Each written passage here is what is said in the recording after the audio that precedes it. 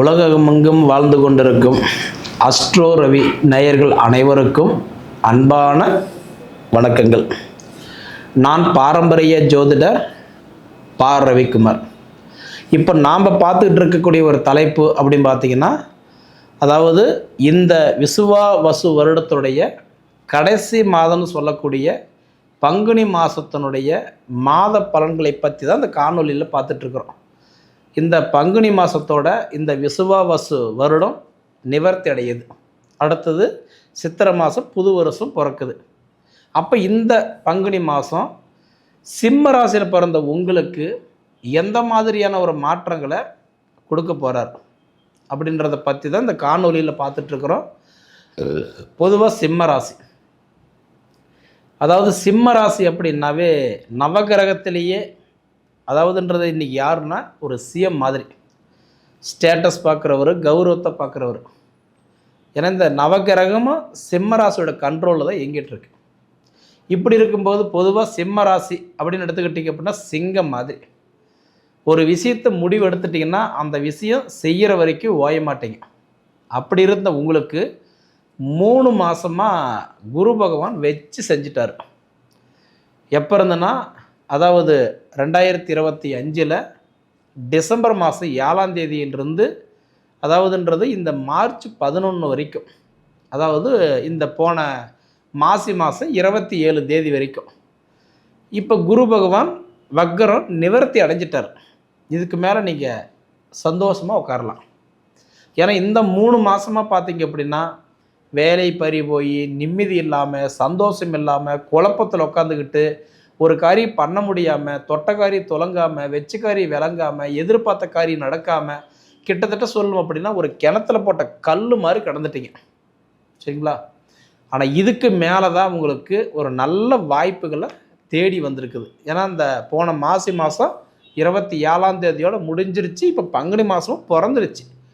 அப்போ இந்த பங்குனி மாதத்துலேருந்து தான் உங்களுக்கு நல்ல வாய்ப்புகளை உங்களுக்கு தேடி வரும். புதுசாக கடை ஓப்பன் பண்ணுறது, தொழில் ஆரம்பிக்கிறது, விரிவுபடுத்துறது, எக்ஸ்டெண்ட் பண்ணுறது, டெம்பரவரியாக வேலை செய்கிறவங்களுக்கு பர்மனண்ட் ஆகிறது, உழைப்புக்கு தகுந்த உயர்வு இல்லாமல், வயசுக்கு தகுந்த வளர்ச்சி இல்லாமல் போராடிட்டு இருக்கக்கூடிய சிம்மராசிக்காரர்களுக்கு நல்ல பலன்களை கொடுக்கறது இதுக்கு மேலே தான். சரிங்களா? அதனால் நம்ம என்ன சொல்ல வரோம் அப்படின்றது ஸ்கிப் பண்ணாமல் பாருங்கள். சரிங்களா? முழுமையாக நீங்கள் அப்போ தான் தெரிஞ்சுக்க முடியும். அதே மாதிரி சிம்மராசியில் பிறந்த உங்களுக்கு எப்பயுமே ஸ்டேட் ஃபார்வேர்டு தான். ஒரு விஷயத்தை பேசுகிறோம்னா பின்னாடியெல்லாம் போய் பேச மாட்டீங்க, ஸ்டேட்டாக பேசிடுவீங்க. அந்த மாதிரி ராசி. அந்த மாதிரி சிம்ம ராசிக்காரங்களுக்கு எனக்கு தெரிஞ்சு இந்த 3 மாதமாக நிறைய மன உளைச்சல் கொடுத்ததுக்கு காரணம் என்னென்னா, இப்போ உங்கள் ராசிக்கு குரு 11ஆம் இடத்துல இருக்கிறார், லாபஸ்தானத்தில் இருக்கிறார். அப்போ லாபஸ்தானத்தில் இருக்கிற குரு பகவான் வக்கரம் ஆகும்போது இயல்புக்கு மாறாக தானே வேலை செய்வோம். அப்படின்னா ஒரு 82 நாள் இதுக்கு மேலே நீங்கள் நல்லா தான் இருக்க போகிறீங்க. உங்களுக்கு சூப்பராக குரு பகவான் வேலை செய்ய போகிறார். ஏன்னா தன் சொந்த நட்சத்திரத்திலே வந்துட்டார். சொந்த நட்சத்திரத்தில் உட்காந்து, அது லாபஸ்தானத்தில் உட்காந்து இருக்கிறதுனால நல்லதை மட்டுமே உங்களுக்கு கொடுக்க போகிறாரு. ஒன்றுமே பயப்பட தேவையே இல்லை. சரிங்களா? இவரு கூட அடுத்தது புதன் பகவானும் வக்கரத்தில் இருக்கிறார். இப்போ புதன் பகவானும் வக்கரத்தில் இருக்கிறதுனால கிட்டத்தட்ட இந்த வக்கர நிவர்த்தி எப்போ ஆகிறாருன்னா, புதன் இந்தவுடைய பங்குனி மாதம் 7ஆம் தேதி புதன் வக்கர நிவர்த்தி ஆகிறார். அப்போ 7ஆம் தேதிக்கு மேலே பார்த்தீங்கன்னா இந்த படிப்பு சம்மந்தப்பட்டது, கேள்வி சம்மந்தப்பட்டது, அறிவு சம்மந்தப்பட்டது, மூளை சம்மந்தப்பட்டது, இந்தவுடைய குழப்பத்துக்கு சம்மந்தப்பட்ட கேள்விகளுக்கு எல்லாமே உங்களுக்கு கண்டிப்பாக விடை கிடைக்கும். ஏன்னா இப்போல்லாம் பார்த்துட்டிங்கன்னா இன்றைக்கி என்ன சிந்திக்கிறது, என்ன பேசுறது, எப்படி நடந்துக்கிறது, ஒன்றுமே ஒரு புரியாத ஒரு புதிராக உட்காந்துருக்குறீங்க. சரிங்களா? அதனால் குரு வக்கர நிவர்த்தி அடைஞ்சது உங்களுக்கு ஒரு அற்புதமான காலம். அடுத்தது புதன் பகவான் வக்கர நிவர்த்தி ஆக போகிறது ஒரு அருமையான ஒரு காலம். இந்த ரெண்டுமே பார்த்திங்கன்னா இந்த மாதம் உங்களுக்கு சூப்பரான ஒரு வாய்ப்பு கொடுக்க போகிறாரு. அந்த சூப்பரான வாய்ப்புன்றது அது உங்களுக்கு திருமணம் அமையிற யோகமாக இருக்கலாம், புத்திர தடைகள் விலகிறதா இருக்கலாம், தொழிலில் மாற்றங்கள் ஏற்படுறதா இருக்கலாம், டெம்பரவரியாக வேலை செய்கிறவங்க பர்மனண்ட் ஆகிறதா இருக்கலாம். பொதுவாக பார்த்துட்டிங்கன்னா நம்மளோட உழைப்புக்கு தகுந்த உயர்வு இல்லாமல், வயசுக்கு தகுந்த வளர்ச்சி இல்லாமல் போராடிட்டு இருக்கிறவங்களுக்கு நல்ல வாய்ப்பாக கூட இருக்கலாம். எப்படி பார்த்தாலும் இந்த மாதம் உங்களுக்கு நல்லா தான் இருக்க போகுது. தயவுசெய்து நீங்கள் சங்கடப்படவே படாதீங்க. கண்டிப்பாக நல்லாயிருக்கும். கணவன் மனைவிக்குள்ளே இருக்கிற சங்கடம் சரியாகும், தாய் தந்தைகளுக்குள்ளே இருக்கிற சங்கடங்கள் சரியாகும், அதே மாதிரி பிள்ளைகளுக்கு குடும்பத்துக்குள்ளார இருக்கிற மன வருத்தங்கள் கண்டிப்பாக சரியாகும். சரிங்களா? நான் சொன்ன 2 டேட்டுமே ஞாபகம் வச்சுக்கோங்க. குரு பகவான் ஆல்ரெடி மாசி 27 ஆயிட்டாரு. அதாவது புதன் பகவான் இந்த பங்குனி 7ஆம் தேதி ஆகிறாரு. சரிங்களா? அப்போ பங்குனி மாதம் 7ஆம் தேதி கரெக்டாக புதன் பகவான் வக்ர நிவர்த்தி அடைஞ்சாலும் அதே கும்பராசியிலேயே, அதாவது அதே 7வது வீட்டிலேயே 27ஆம் தேதி வரைக்கும் இருக்க போகிறார். அப்போ 27ஆம் தேதிக்கு மேலே தான் அவர் மீனத்துக்கு போக போகிறார். அப்போ மீனத்துக்கு போய் புதன் போகும்போது நீச்சம் அடைஞ்சிருவார். அதாவது செயல் இழந்துருவார், வேலை செய்ய மாட்டார். 3 நாள், லாஸ்ட் 3 நாள். 27ஆம் தேதி போயிட்டாருன்னா 27, 28, 29, 30. அப்போ கணக்குப்படி அந்த 3 நாள். 27ஆம் தேதி ஆனார்னா 28, 29, 30. அந்த 3 நாள் நீச்சம் அடையும் போது 3 நாளில் பெருசாக வித்தியாசம் தெரியாது. இருந்தாலும் அந்த 3 நாள் கொஞ்சம் கவனமாக இருக்க வேண்டிய நேரம் தான். சரிங்களா? அதே மாதிரி உங்கள் ராசியாதிபதி இப்போ பொதுவாக பார்க்கும்போது உங்களுக்கு சூரிய பகவான் எங்கே இருக்கிறாருன்னா இன்றைக்கி உட்காந்துருக்கக்கூடிய இடம் 8வது வீட்டில் உட்காந்துருக்கிறார். ஆனால் 8ஆம் வீட்டில் உட்காந்துருந்தாலும் இப்போ பொதுவாகவே யாருடைய வீட்டில் உட்காந்துருக்கிறாருன்னா குருவுடைய வீட்டில் உட்காந்துருக்கார். தேவகுரு அசுரகுருன்னு சொல்லக்கூடிய 2 கிரகங்கள் அந்த இடத்துல பார்வை கொள்ளும் பொழுது நிச்சயமாக உங்களுக்கு என்ன அப்படின்னா ஆரோக்கியம் நல்லாயிருக்கும், இந்த ஹெல்த் மாற்றங்கள் ஏற்படும். ஏன்னா இன்றைக்கி பார்க்கும்போது 8ஆம் இடம் அப்படின்றது ஆயுள் ஸ்தானம்.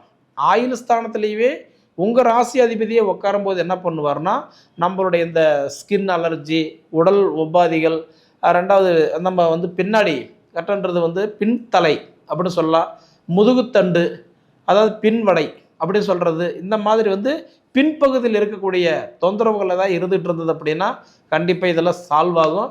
இந்த எலும்பு சம்மந்தப்பட்ட பிரச்சனைகள்லாம் இருந்ததுன்னா ஓரளவுக்கு இந்த மாதம் சீராகவே வச்சுக்கும். சரிங்களா? ஏன்னா நான் சொல்கிறது உங்களுக்கு எல்லாமே பாருங்கள் ஒரு ஃபேவராக தான் வந்திருக்குது. குரு வக்ர நிவர்த்தி அடைஞ்சது ஒரு ஃபேவராக வந்தது. புதன் பகவான் வக்ர நிவர்த்தி அடைகிறது ஒரு நல்ல வாய்ப்பாக இருக்க போகுது.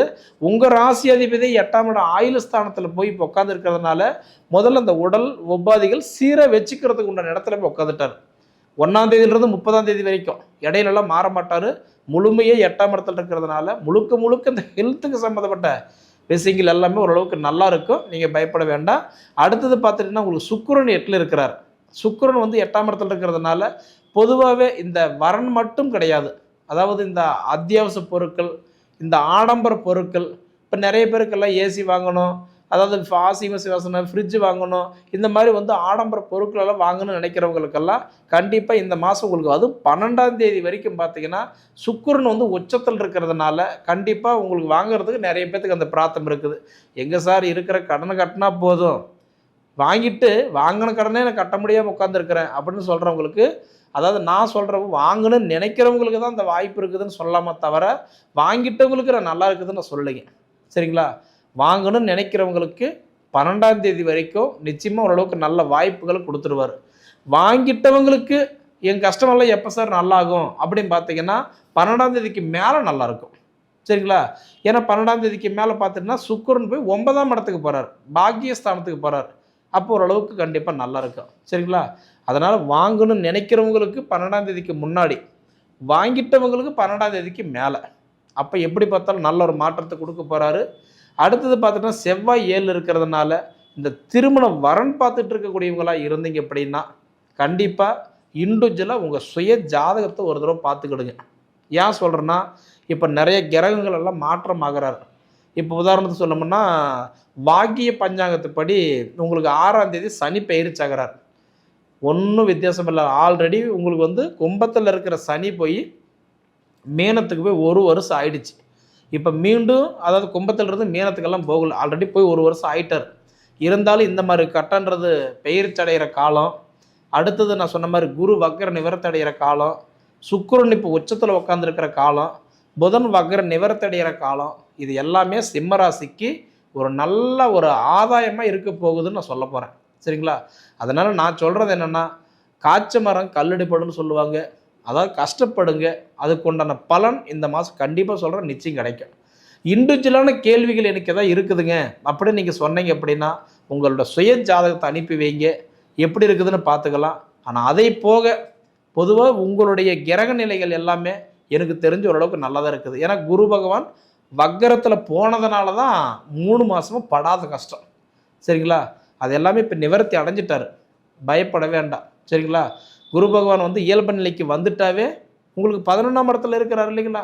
அதனால் இந்த மனை யோகம், பொன் யோகம், பொருள் யோகம், ரெண்டாவது வந்து பார்த்தோன்னா இந்த தொழில் மாற்றம், இந்த மாதிரி குடும்பத்தில் இருக்கிற அந்த கடன் பிரச்சனை, கருத்து வேறுபாடு, இது எல்லாமே குறையிறதுக்கு உண்டான வாய்ப்பு உண்டு.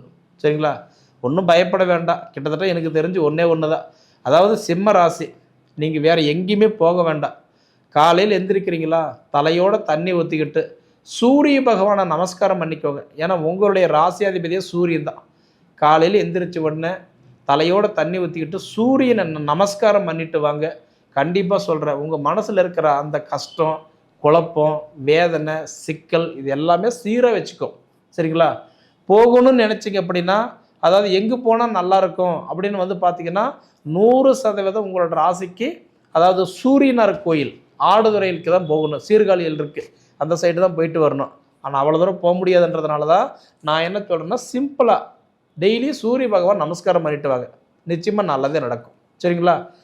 அதே மாதிரின்றது நம்ம சேனலை சப்ஸ்கிரைப் பண்ணாதவங்களாக இருந்தீங்கன்னா சப்ஸ்கிரைப் பண்ணிக்கோங்க. உங்கள் நண்பர்களுக்கு ஷேர் பண்ணுங்கள். நீங்கள் சொல்ல வர வேண்டிய கமெண்ட் சொல்கிறப்பான்றதுன்னா கமெண்ட் பாக்ஸில் பதிவு பண்ணுங்கள். எதாக இருந்தாலும் நான் கேட்டு தெரிஞ்சுக்கிறேன். அது போக உங்கள் பொன்னான நேரத்தை ஒதுக்கி எவ்வளவு நேரம் என்னோட காணொலியை நீங்கள் முழுமையாக பார்த்ததுக்கு மனசார மனசுலருந்து கேட்டுக்கிறேனுங்க. நன்றி.